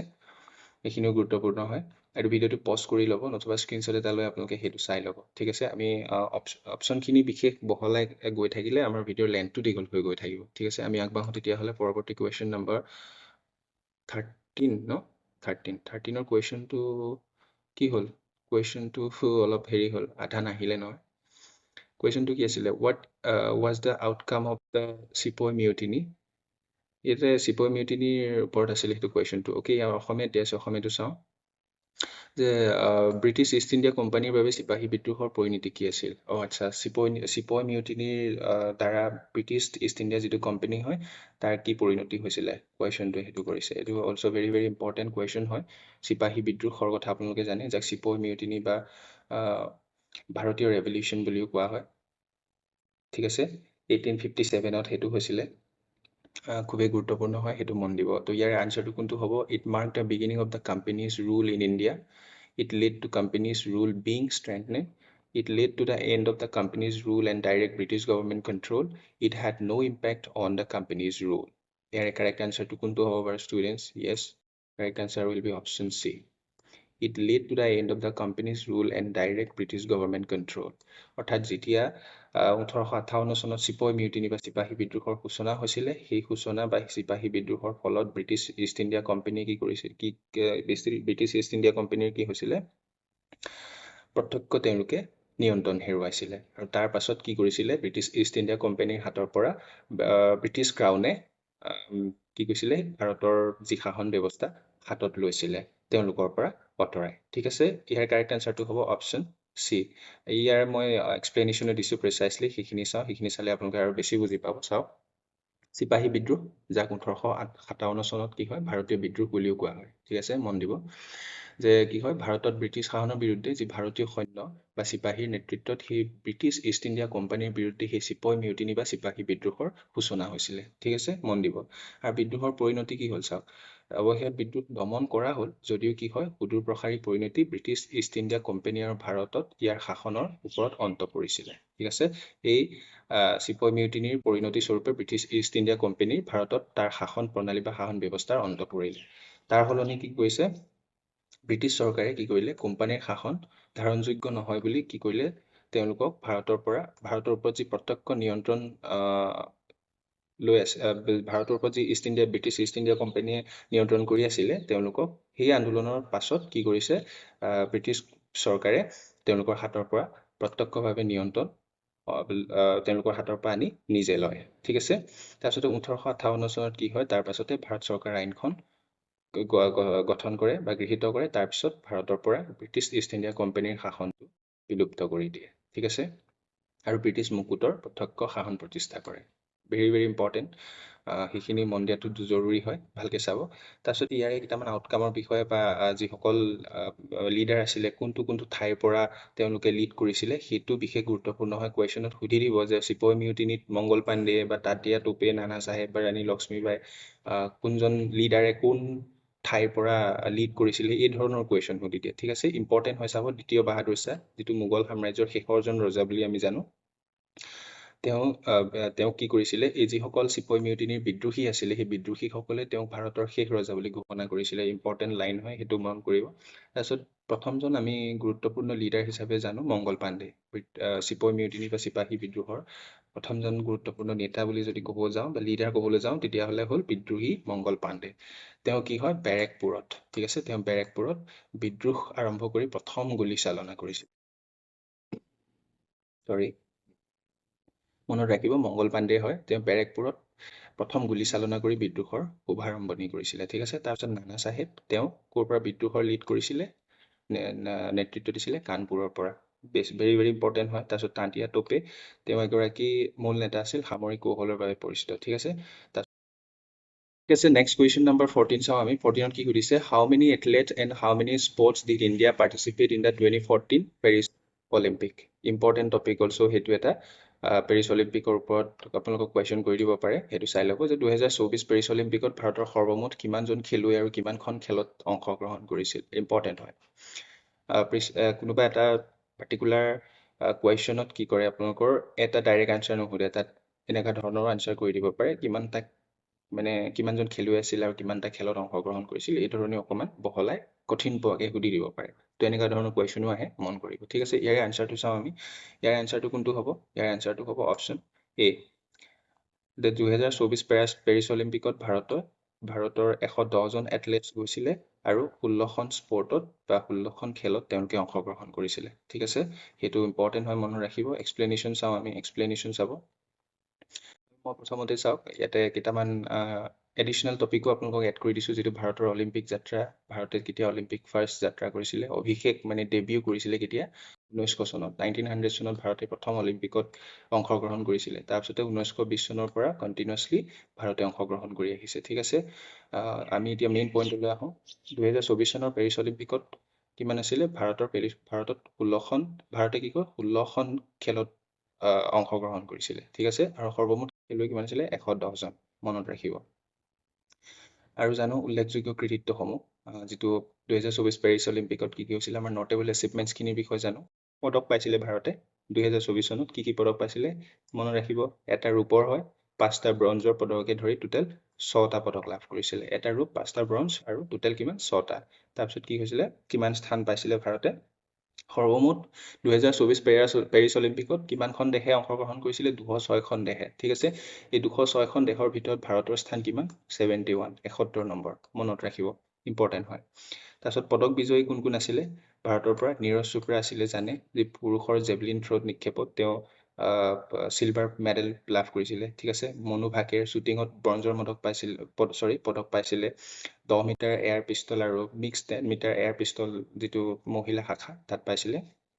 তাৰপিছত আনজন হ'ল স্বপ্নীল কুশালে, তেওঁ পুৰুষৰ 50 মিটাৰ ৰাইফলছ, মনত ৰাখিব, তেওঁ পুৰুষৰ 50 মিটাৰ ৰাইফলছত 3টা স্থানত ব্ৰঞ্জৰ পদক লাভ কৰিছিলে। ঠিক আছে, তাৰপিছত পুৰুষৰ ফিল্ড হকী, এইটো ইম্পৰ্টেণ্ট হয়, হকীৰ ওপৰতো আপোনালোকক কুৱেশ্যন কৰি দিব পাৰে দেই, মষ্ট প্ৰবেবলি। হকী দলটোৱে, ভাৰতৰ যিটো পুৰুষৰ হকী দল, তেওঁলোকে কি লাভ কৰিছিলে, ব্ৰঞ্জৰ পদক লাভ কৰিছিলে। হ'ব, তাৰপিছত অমন চেহৰাৱত যিটো হয়, তেওঁ কি হয়, পুৰুষৰ ফ্ৰী ষ্টাইলত 57 কেজি যি শাখা, তাত মল্লযুদ্ধত ব্ৰঞ্জৰ পদক লাভ কৰিছিলে। চাই থ'ব, এই গোটেইখিনি ইম্পৰ্টেণ্ট, ভেৰি ভেৰি ইম্পৰ্টেণ্ট। ঠিক আছে, নেক্সটটো চাওঁ, যিটো ক্ৰীড়া আৰু অনুশাসন, স্পৰ্টছ এণ্ড ডিচিপ্লিনছত চাওঁ। অংশগ্ৰহণকাৰী ক্ৰীড়া কি আছে, ভাৰতে কোনবোৰ খেলত অংশগ্ৰহণ কৰিছিলে, ধনুৰ্বিদ, এথলেটিক্স, বেডমিণ্টন, বক্সিং, অশ্বাৰোহী, যিটো ঘোঁৰা মানে ঘোঁৰা দৌৰ, তাৰপিছতে ফিল্ড হকী, গল্ফ, জুডো, নাও চলোৱা, পাল তোলা, তাৰপিছত শ্বুটিং, সাঁতোৰ, টেবুল টেনিছ, মল্লযুঁজকে ধৰি বিভিন্ন খেলত অংশগ্ৰহণ কৰিছিল। এইকেইটা খেলত ভাৰতে অংশগ্ৰহণ কৰিছিল। এইবোৰ ভেৰি ভেৰি ইম্পৰ্টেণ্ট দেই, চাই থ'ব। তাৰপিছত উল্লেখযোগ্য প্ৰদৰ্শন, কেইটামান নটেবল পাৰফৰ্মেঞ্চ চাওঁ। শ্বুটিঙত বিশেষকৈ শক্তিশালী প্ৰদৰ্শন দেখুৱাইছিল কোনে, মনু ভাকেৰ আৰু স্বপ্নীল কুশালে, ভেৰি ভেৰি ইম্পৰ্টেণ্ট। তাৰপিছত এথলেটিক্সত বিশেষকৈ পুৰুষৰ তৰফৰ পৰা জেভলিন থ্ৰ' চবৰে জনপ্ৰিয়, নীৰজ চোপ্ৰাৰ কথা চবেই জানে। ঠিক আছে, হকীত এইটো ভেৰি ভেৰি ইম্পৰ্টেণ্ট হয়, সেই হকীৰ ওপৰত কুৱেশ্যন কৰি দিয়াৰ সম্ভাৱনা যথেষ্ট আছে, মন দি চাব। যে 3য় স্থানৰ প্লে অফত কাক পৰাস্ত কৰিছিলে ভাৰতীয় পুৰুষ হকীৰ দলটোৱে, স্পেইনক, মনত ৰাখিব, স্পেইনক, আৰু কিমান গ'লৰ ব্যৱধানত, 2-1 গ'লৰ ব্যৱধানত পৰাস্ত কৰিছিলে। আৰু কি পদক লাভ কৰিছিলে, ব্ৰঞ্জৰ পদক লাভ কৰিছিল। ঠিক আছে, এইটো ভেৰি ভেৰি ইম্পৰ্টেণ্ট হয় দেই, আপোনালোকে ভালকৈ চাব। ভিডিঅ'টো পজ কৰি ল'ব, নতুবা স্ক্ৰীনশ্বট লৈ ভালদৰে চাই ল'ব। ঠিক আছে, আমি আগবাঢ়ো next question number 15। Question number 15ত কি সুধিছে চাওঁ আমাক। Which of the following work is not attributed to Kalidasa. তলৰ কোনখন ৰচনা কালিদাসৰ বুলি কোৱা হোৱা নাই, বা মানে কোনখন ৰচনা কালিদাসৰ নহয়। ইয়াতে চাব কি দিছে, অভিজ্ঞানম শকুন্তলম, মেঘদূতম, বিক্ৰমবৰ্ষ্যম, নাগানন্দম। আমি চবেই জানো, ইজি কুৱেশ্যন, অভিজ্ঞান শকুন্তলম, মেঘদূতম আৰু বিক্ৰমবৰ্ষ্যম, এই 3টা কালিদাসৰ ৰচনা। কিন্তু আমাৰ কুৱেশ্যন হৈছে কোনটো নহয়, নাগানন্দ। এই নাগানন্দটো নহয়। নাগানন্দটো কাৰ হয় বাৰু জানেনে? ইয়াতে এক্সপ্লেনেশ্যন দিছে, চাব। নাগানন্দটো হৈছে 7ম শতিকাত ভাৰতীয় সম্ৰাট আৰু নাট্যকাৰ হৰ্ষবৰ্ধনৰ ৰচনা কৰা এখন সংস্কৃত নাট। নাগানন্দমখন কোনে ৰচনা কৰিছে, হৰ্ষবৰ্ধনে ৰচনা কৰিছে, আৰু এইখনো এখন কি হয়, সংস্কৃত নাটক হয়।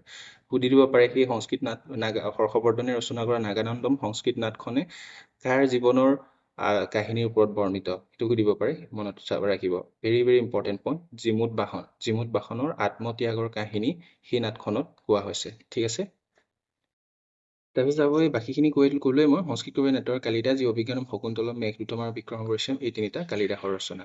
ঠিক আছে, ইয়াৰ বিষয়ে এটা লাইনত অকণমান ডিছক্ৰিপশ্যনো দিছোঁ, ভালদৰে চাই লওক। অলৰাইট, নেক্সট কুৱেশ্যন নম্বৰ 16লৈ যাওঁ। 16ত চাব, what is the primary objective of the startup India 2.0 scheme. স্কিমৰ ওপৰত আৰু এটা অন্যতম গুৰুত্বপূৰ্ণ টপিক, স্কিমৰ ওপৰত কুৱেশ্যন আহিব আপোনালোকৰ। স্কিম চাব, ইয়াতে কি হৈছে, ষ্টাৰ্টআপ ইণ্ডিয়া 2.0 আঁচনিৰ প্ৰধান উদ্দেশ্য কি আমাক সুধিছে। অপশ্যন কি দি আছে চাওক। To provide financial support to farmers, to promote entrepreneurship among women, to provide seed funding, mentorship and tax relief to startups, to improve infrastructure development. ইয়াৰ শুদ্ধ উত্তৰটো হ'ব option C. Option C is the correct answer, two provide seed funding, mentorship and tax relief to startups. ঠিক আছে, ইয়াৰো explanation দিছোঁ, চাই লওঁ explanation চাব। ষ্টাৰ্টআপ ইণ্ডিয়া যিটো হয় 2.0, যিটো হৈছে ভাৰত চৰকাৰৰ এটা ঔদ্যোগিকৰণ আৰু উদ্ভাৱনক প্ৰসাৰিত কৰাৰ লক্ষ্যৰে লোৱা এটা পদক্ষেপ ষ্টাৰ্টআপ ইণ্ডিয়া 2.0 ঠিক আছে গুৰুত্বপূৰ্ণ হয় দেই স্কিমৰ ওপৰত কুৱেশ্যন কৰে স্কিমৰ ৰিলেটেড কুৱেশ্যন কৰে মই আপোনালোকক বাৰ বাৰ কৈ আছোঁ যে মই যিবোৰ কুৱেশ্যন দিছোঁ এজ ইট ইজ সেই কুৱেশ্যনখিনি কুৱেশ্যন পেপাৰ ৰিফ্লেক্ট হ'ব সেইটো কথা নহয় সেইটো হ'বই নোৱাৰে কিন্তু তাৰ ৰিলেটেড কুৱেশ্যন আহিব পাৰে মই যোনবোৰ টপিকৰ ওপৰত আহিব পাৰে সেইবোৰ টপিক কভাৰ কৰিছোঁ অলৰাইট আপোনালোকে মন দিব চ' ইয়াতে চাওক এই ষ্টাৰ্টআপ ইণ্ডিয়া 2.0 প্ৰাথমিক উদ্দেশ্য কি হয় সেই ষ্টাৰ্টআপসমূহক কি কৰে সহায় প্ৰদান কৰিব কিহৰ কাৰণে তেওঁলোকৰ বৃদ্ধি আৰু সফলতা লাভ কৰিবৰ কাৰণে ঠিক আছে আৰু মূল বৈশিষ্ট্যটো কি হয় সেই আঁচনিখনে ষ্টাৰ্টআপসমূহক পুঁজি যোগান ধৰিব মেণ্টৰশ্বিপ দিব কৰৰ পৰা সকাহ দিব তেওঁলোকৰ ওপৰত বিশেষ বেছি টেক্স আৰোপ কৰা নহ'ব ঠিক আছে আৰু প্ৰাৰম্ভিক প্ৰত্যাহ্বানসমূহ অতিক্ৰম কৰাত তেওঁলোকক আগবাঢ়ি যোৱাত কি কৰিব যোগ্যতা লাভ কৰাত সেই ষ্টাৰ্টআপ ইণ্ডিয়া 2.0 স্কিমটোৱে কৰিব ঠিক আছে বাকী অন্য বিকল্পসমূহৰ কথাও ইয়াতে আপোনালোকক মই শ্বৰ্টলি জানিব ইয়াৰ ওপৰতো সুধি PM কিষাণৰ ওপৰতো সুধি দিব পাৰে বা মহিলাসকলৰ যি উদ্যোগীকৰণ প্ৰসাৰিত কৰা আঁচনি তাৰ ওপৰতো সুধি দিব পাৰে বা আন্তঃগাঁথনি উন্নয়নমূলক তাৰ পৰা সুধি দিব পাৰে সেইকাৰণে সেই বাকীখিনি বিকল্পৰ ওপৰতো মই ইয়াত প্ৰেচাইজলি অলপ দি আছে এইখিনি আপোনালোকে কি কৰিব পাৰিব ভিডিঅ'টো পজ কৰি বা স্ক্ৰীনশ্বট লৈ চাই ল'ব পাৰিব ঠিক আছে আমাৰ এক্সপ্লেনেশ্যনটো বহল হৈ গৈ থাকোঁতে আমাৰ ভিডিঅ'ৰ লেন্থটো যথেষ্ট বহল হৈ গৈ আছে সেইকাৰণে মই অকণমান এক্সপ্লেনেশ্যনটো শ্বৰ্ট কৰি দিছোঁ আপোনালোকে সেইটো নিজে ভালদৰে চাই ল'ব ঠিক আছে আমি আগবাঢ়ো নেক্সট কুৱেশ্যন নাম্বাৰ 17 কি সুধিছে চাওক which article of the Constitution of India provides that power of President to promulgate ordinance during recess of Parliament. কনষ্টিটিউশ্যনৰ ওপৰত কুৱেশ্যনটো আহিবই 100% যিকোনো আৰ্টিকেল বা অনুসূচীৰ ওপৰত কুৱেশ্যন আপোনালোকক কৰিবই সেইটো কিন্তু কনফাৰ্ম অ'কে তাৰ লগত চাই ল'ব ভালকে ইয়াতে কি সুধিছে যে ভাৰতীয় সংবিধানৰ কোনটো অনুচ্ছেদত সংসদৰ অৱসৰৰ সময়ত অধ্যাদেশ জাৰি কৰাত ৰাষ্ট্ৰপতিৰ ক্ষমতা বুলি উল্লেখ আছে ঠিক আছে ইয়াতে চাব এইটো কি সুধিছে যে সংসদৰ অৱসৰৰ সময়ত অধ্যাদেশ জাৰি কৰাৰ ৰাষ্ট্ৰপতিৰ ক্ষমতা আছে কোনটো আৰ্টিকেলত আছে সেইটো কোনটো আৰ্টিকেলত আছে আমি এক্সপ্লেনেশ্যনত দিছোঁ চাব ইয়াতে অপশ্যন অনুচ্ছেদ আৰ্টিকেল 123 চৰি আমি ডাইৰেক্টলি এক্সপ্লেনেশ্যনতে গুচি গ'লোঁ ন য়েছ কাৰেক্ট আনচাৰটো কোনটো হ'ব ষ্টুডেণ্টছ কাৰেক্ট আনচাৰটো হ'ব অপশ্যন এ আৰ্টিকেল 123 আৰ্টিকেল 123তে কি মেনশ্যন কৰা আছে সংসদৰ অৱসৰৰ সময়ত অধ্যাদেশ জাৰি কৰিব পাৰে সেই ক্ষমতা কাৰ আছে ৰাষ্ট্ৰপতিৰ আছে তো সেইটো কোনটোত মেনশ্যন আছে আৰ্টিকেল 123 আছে ঠিক আছে এক্সপ্লেনেশ্যনত আমি গৈছিলোঁ চাওঁ ইয়াতে চাব এয়া মই ক'লোৱে বা এইখিনি আৰ্টিকেলৰ তাত যিটো মেনশ্যন আছে অপশ্যনত সেইখিনিও দিছোঁ আৰ্টিকেল 114ত কি আছে ব্যয় বিধেয়ক আছে 1128ত উচ্চতম ন্যায়ালয়ৰ প্ৰতিষ্ঠা আৰু গঠন আছে 153ত ৰাজ্যৰ গভৰ্ণৰ আছে ভেৰি ইম্পৰ্টেণ্ট হয় আৰ্টিকেলৰ বা স্কেডিউল অনুসূচী যি হয় তাৰ কুৱেশ্যন আহিব আৰু এইখিনিৰ লগতে আৰু কেইটামান আহিব পৰা সম্ভাৱ্য যিখিনি আৰ্টিকেলছ হয় ইয়াতে চাওক মই গোটেইখিনি মেনশ্যন কৰিছোঁ কোনটো আৰ্টিকেলত কি আছে কি নাই এইখিনি আপোনালোকে ভিডিঅ'টো পজ কৰি বা স্ক্ৰীনশ্বট কৰি চাই ল'ব দেই ঠিক আছে আমি তেতিয়াহ'লে আগবাঢ়োঁ এইকেইটা ভেৰি ইম্পৰ্টেণ্ট হয় হা অলপ মন দি চাব ইয়াৰ পৰা যিকোনো এটা কুৱেশ্যন আপোনালোকক সুধি দিব পাৰে alright so' moving forward to the next question number 18ত আমাক কি সুধিছে চাওঁ 18ত সুধিছে which of the following is a key feature of the immigration and foreigner act 2025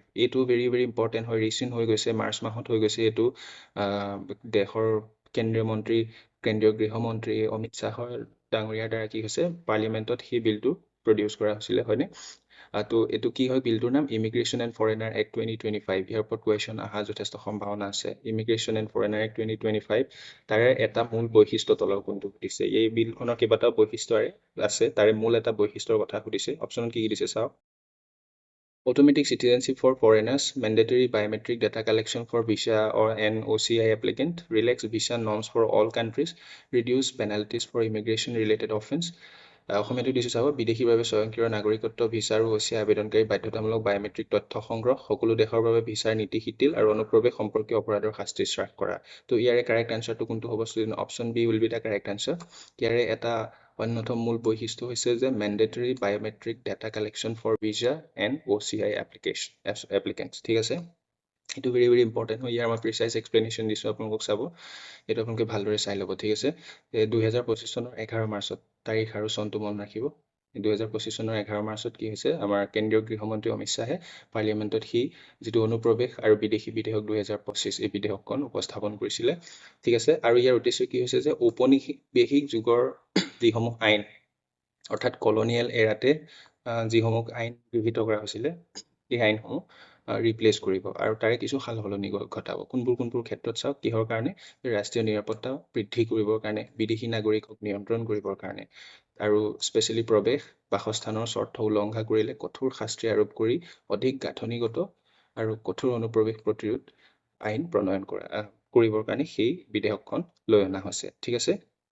আৰু সেই প্ৰস্তাৱিত যিখন বিধেয়ক অনুপ্ৰৱেশ আৰু বিদেশী বিধেয়ক 2025, এই বিধেয়কখনে কলনিয়েল এৰাতে বা ঔপনিৱেশিক যুগতে যিবোৰ আইন গৃহীত হৈছিলে এই কোনবোৰ আইনক তেওঁ ৰিপ্লেচ কৰিব এইটো মেনশ্যন কৰি দিছোঁ। চাওক, the passport act entry into India 1920, সেইটো কলনিয়েল এৰাতে সেই আইন গৃহীত কৰা হৈছিলে। এই আইনটোক ৰিপ্লেচ কৰিব অনুপ্ৰৱেশ আৰু বিদেশী বিধেয়ক 2025। ঠিক আছে, ইম্পৰ্টেণ্ট হয়।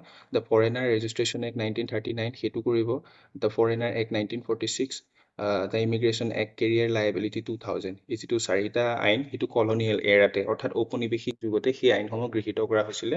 বৰ্তমান 2025 চনৰ 11 মাৰ্চত যি অনুপ্ৰৱেশ আৰু বিদেশী বিধেয়ক আনিছে সেই বিধেয়কখনে এই ঔপনিৱেশিক কালতে গৃহীত কৰা আইনসমূহ ৰিপ্লেচ কৰিব আৰু ইয়াৰে কিছুমান কি কৰিব বিবেচনা কৰি সাল সলনি ঘটাব। ঠিক আছে, এইটো ভেৰি ভেৰি ইম্পৰ্টেণ্ট টপিক হয় এটা, সেইটো আপোনালোকে ভালকৈ চাব।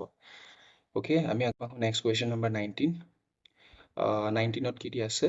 Although located in the same general area as the Purbanchal Himalayas, which of the following is not considered to belong to the Purbanchal Himalayas? So, it is geography related question. Geography related question কৰিব 100%. টপিকটো আপোনালোকে মনত ৰাখিব। এইটো কুৱেশ্যনটো কি কৈছে, যদিও পূৰ্বাঞ্চল হিমালয়ৰ সৈতে একেটা সাধাৰণ অঞ্চলত অৱস্থিত তথাপিও তলৰ কোনটো পূৰ্বাঞ্চল হিমালয়ৰ অন্তৰ্গত বুলি ধৰা নহয়। কি দি আছে? Patkai hills, Mizo hills, Manipur hills, Shillong প্লেটিউ। ইয়াৰে কাৰেক্ট আনচাৰটো কোনটো হ'ব students? Option D will be the correct answer, Shillong প্লেটিউ। এই তিনিওটা কি হয়? পূৰ্বাঞ্চল হিমালয় অৰ্থাৎ সেই একেটা সাধাৰণ অঞ্চলতে আছে এই চাৰিওটা। তথাপিতো সেই শ্বিলং প্লেটিউটোক কি বুলি কোৱা হয়? পূৰ্বাঞ্চল হিমালয়ৰ বুলি ধৰা নহয়। কিয় ধৰা নহয়? এক্সপ্লেনেশ্যন দিছোঁ, চাওক। ইয়াতে চাব, ইয়াৰ ভূতাত্ত্বিক গঠনৰ কাৰণে তাক কি বুলি কয়? প্ৰথম কাৰণটো ৰিজনটো হৈছে ভূতাত্ত্বিক গঠন। শ্বিলং মালভূমি কি হয়? ডেক্কান মালভূমিৰ এটা ভিন্ন অংশ হয়। বুজি পাইছেনে? মূলতঃ প্ৰাচীন শিলৰ দ্বাৰা গঠিত, আনহাতে পূৰ্বাঞ্চল হিমালয় যিটো হয় এইটো হিমালয় পৰ্বতমালাৰ একোটা অংশ, ভাৰত আৰু ইউৰেছিয়ান টেকটনিক প্লেটৰ সংঘৰ্ষৰ ফলত গঠিত। এইটো চাব, ইয়াতে মই অকণমান বহলকৈ দিছোঁ এইবোৰ এক্সপ্লেনেশ্যন। আমাৰ ভিডিঅ'ৰ লেন্থটো যথেষ্ট দীঘল হৈ গৈ আছে, সেইকাৰণে মই গোটেইখিনি এক্সপ্লেনেশ্যন দি নাথাকোঁ আৰু আপোনালোকে নিজে পঢ়ি ল'ব, ইয়াত ডিটেইলত দিয়া আছে। ঠিক আছে, আগবাঢ়ো তেতিয়াহ'লে পৰৱৰ্তী কুৱেশ্যন নম্বৰ 20। ইয়াত কি সুধিছে চাওক, in which state UT is the Hemis festival celebrated? আকৌ ফেষ্টিভেলৰ কুৱেশ্যন আহিছে, যিখিনি গুৰুত্বপূৰ্ণ টপিক হয় সেইবোৰৰ ওপৰত কুৱেশ্যন কৰিব, কিন্তু সেইটো কুৱেশ্যনেই আহিব বা হেমিছ ফেষ্টিভেলটোকেই সুধিব কুৱেশ্যন পেপাৰ, এইটো আহিবই বুলি মই নকওঁ, কাৰণ ক'ব নোৱাৰি, কিন্তু সেই ৰিলেটেড কুৱেশ্যন আহিবই। চ' সেইবোৰৰ ওপৰত আপোনালোকে মন দি চাব। ঠিক আছে, হেমিছ ফেষ্টিভেল কোনখন কেন্দ্ৰীয় শাসিত অঞ্চল বা ৰাজ্যত পালন কৰে? Yes, option D is the correct answer, very easy question, লাডাখত পালন কৰে। ঠিক আছে, ইয়াৰো এক্সপ্লেনেশ্যন দিছোঁ চাব। হেমিছ উৎসৱ লাডাখত পালন কৰে, হয়নে? লাডাখত, বিশেষকৈ লাডাখৰ অন্যতম বৃহৎ আৰু বিখ্যাত মঠ হেমিছ মঠত উদযাপন কৰে। বুজি পাইছেনে? সেইটো এটা হ'ল তেওঁলোকৰ সাংস্কৃতিক অনুষ্ঠান। যে তিব্বতী বৌদ্ধসকলে দ্বিতীয় বুদ্ধ হিচাপে শ্ৰদ্ধা কৰে। কাক কৰে? তেওঁলোকৰ এগৰাকী গুৰু আছে, গুৰু নাম কি? পদ্মসম্ভৱ, যাক কি হয়? গুৰু ৰিনপোচে নামেৰেও পৰিচিত। বুজি পাইছেনে? তেওঁৰ জন্মবাৰ্ষিকী উপলক্ষে সেই হেমিছ ফেষ্টিভেলটো লাডাখত পালন কৰে। ঠিক আছে, তাৰপিছত উৎসৱৰ সময়ত বৌদ্ধ পৌৰাণিক কাহিনীৰ বিভিন্ন বিষয়বস্তু, যিটো বৌদ্ধ ধৰ্মৰ যি পৌৰাণিক কাহিনী সেই বিষয়বস্তুসমূহ কি হয়? সন্যাসীসকলে পিন্ধা নৃত্য, যাক চাম নৃত্য বুলিও জনা যায়। ঠিক আছে, সেইবোৰ পৰিৱেশন কৰে হেমিছ ফেষ্টিভেলত। বুজি পাইছে? লাডাখৰ চহকী সংস্কৃতি ঐতিহ্য প্ৰদৰ্শন মহোৎসৱত বিশ্বৰ বিভিন্ন প্ৰান্তৰ পৰ্যটকক এই নৃত্যই কি আকৰ্ষণ কৰে। অলৰাইট, বুজি পালে? এইখিনিৰ বিষয়ে অকণমান বহলকৈও চাব। এনেদৰে ভাৰতৰ কেন্দ্ৰীয় শাসিত অঞ্চল বা ৰাজ্যসমূহৰ বিভিন্ন পৰম্পৰাগত লোকনৃত্য, উৎসৱ পাৰ্বণ ঢেৰ আছে, গোটেইখিনি ওপৰত পঢ়াটো জৰুৰী। কোনটোৰ ওপৰত কুৱেশ্যন কৰি দিব ঠিকনা নাই, কিন্তু মই টপিকটো আপোনালোকক ক'লোঁ, ইয়াৰ বিষয়ে চাই যোৱাটো দৰকাৰ। ঠিক আছে, আমি আগবাঢ়ো নেক্সট কুৱেশ্যন নম্বৰ 21। ইয়াতে সমাপ্ত হৈছে। 20টা কুৱেশ্যন আহিল, 25টা আহিব লাগিছিলে, 20টা, সেইটো জেনেৰেল এৱাৰনেছ ছেকশ্যনত 20টা কুৱেশ্যন আহিলে। ইয়াতে অলপ টাইপিঙো মিষ্টেক হৈ আছে। বাৰু যি কি নহওক ষ্টুডেণ্টছ, আমাৰ ভিডিঅ'ৰ লেন্থটো যথেষ্ট দীঘল হ'ল। আমি ইয়াৰ পাছৰ ছেকশ্যনটো আৰু ইংৰাজীৰ ছেকশ্যনটো আমি পৰৱৰ্তী সময়ত ডিছকাছ কৰিম, আৰু বাকীখিনি সময়তো আমি পৰৱৰ্তী খণ্ডত ডিছকাছ কৰিম। চ' আজিলৈ সেই ভিডিঅ'টো ইমানতে সামৰিব লাগিব। লেন্থটো যথেষ্ট দীঘল হৈ গ'ল, আৰু আশা কৰিছোঁ ইয়াৰ পৰা আপোনালোকে যথেষ্ট সুবিধা পাব বা সুবিধা লাভ কৰিব, যিহেতু মই ইয়াত কেৱল আপোনালোকক মাল্টিপল চইচৰ আনচাৰখিনি কুৱেশ্যন কৰি আনচাৰ দি পেলাই কৈ যোৱা নাই, যিহেতু ইয়াতে মোৰ এটা উদ্দেশ্য যে আপোনালোকে যিবোৰ মাল্টিপল চইচ আনচাৰ দিছোঁ সেই আনচাৰটোৰ লগতে তাত থকা ৰিলেটেড টপিক বা যিখিনি এডিশ্যনেল ইনফৰ্মেশ্যন মই সেইখিনি প্ৰভাইড কৰি গৈ আছোঁ আপোনালোকক, যিহেতু অধ্যয়নৰ কাৰণে সুবিধা হয় আৰু পৰীক্ষাত আপোনালোকে যেতিয়া বহিব তাতে কুৱেশ্যন আহিলে তাৰ পৰা যে মই সেই বিষয়টোৰ ওপৰত পঢ়ি আহিছিলোঁ চ' সেইটোৰ ওপৰত এটা আপোনালোকে সম্যক আইডিয়া লৈ কিনে আনচাৰটো যদিও একেবাৰে নাজানে তথাপিতো কৰি আহিব পৰা এটা সম্ভাৱনা আছে চ' সেইখিনি কনচেপ্টৰ ওপৰত আপোনাৰ বিশেষকৈ গুৰুত্ব দি সেইটো ভিডিঅ' মই আপোনালোকলৈ প্ৰস্তুত কৰিলোঁ চ' আজি ইয়াতে সামৰিব লাগিব আৰু এইখিনিতে মই আপোনালোকক জনাওঁ যে যদি আমাৰ কণ্টেণ্টবোৰ আৰু আমাৰ এনেধৰণৰ ভিডিঅ'সমূহ আপোনালোকে যদি ভাল পাইছে বা ইয়াৰ পৰা আপোনালোকে যদি লাভান্বিত হৈছে বুলি ভাবে তেতিয়াহ'লে আপোনালোকক অনুগ্ৰহ কৰি কৈছোঁ যে আমাক আপোনালোকে ছাপোৰ্ট কৰি থাকিব ছাপোৰ্ট কেনেকৈ কৰিব আমাৰ চেনেলটো আপোনালোকে ছাবস্ক্ৰাইব কৰি দিব শ্বেয়াৰ কৰি দিব আৰু লাইকছ কৰি দিব তাৰপিছতে আপোনালোকৰ যিবোৰ পজিটিভ ভিডিঅ'টোক লৈ ফিডবেকছ থাকে বা যিকোনো ধৰণৰ যদি কিবা ফিডবেকছ থাকে কমেণ্ট ছেকশ্যনত জনাই দিব তাৰ পৰা কি হয় আমি উৎসাহিত হওঁ আমি অনুপ্ৰাণিত হওঁ আপোনালোকক এনেধৰণৰ কণ্টেণ্ট বনাই প্ৰভাইড কৰিবলৈ যিহেতু আপোনালোকৰ আগন্তুক কম্পিটিটিভ এক্সামবোৰত হেল্প হয় ঠিক আছে ষ্টুডেণ্টছ আজিলৈ আহোঁ তেতিয়াহ'লে সকলোকে পুনৰবাৰ ধন্যবাদ জনাইছোঁ আমাৰ লগত চাই থকাৰ বাবে from the beginning to the end so' thank you all